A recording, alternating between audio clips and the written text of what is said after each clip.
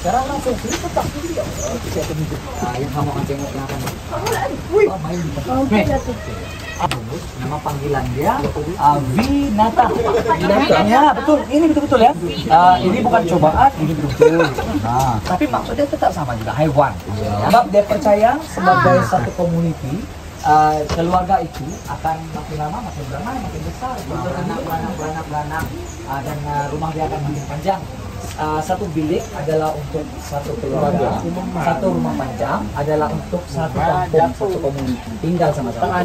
Dia punya kepanjangan kalau zaman dulu lah kan. Secara umum dan biasanya dia ada dalam 70 ke 80 keluarga. Kita mau rapat dengan jiran, kita mau rapat di dalam selalu mungkin. Kalau kita sesat di hutan, selain daripada teria, boleh juga punah dengan ini ya.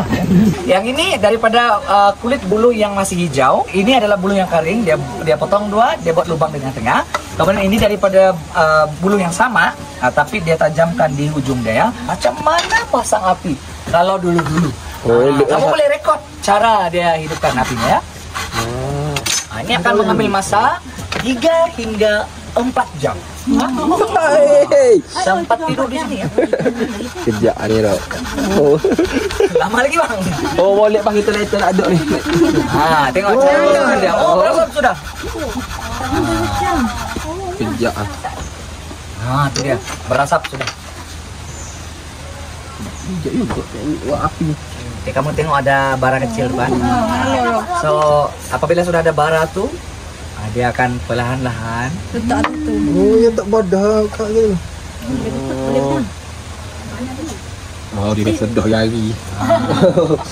Kemudian dia akan tutup. So kalau kita ada di antara sini yang merokok, kita boleh bagi ni bulu sebagai hadiah hari jadi.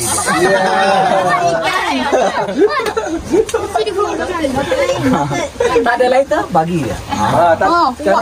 Boleh ha? Masih dia bawa kat sana. Bravo.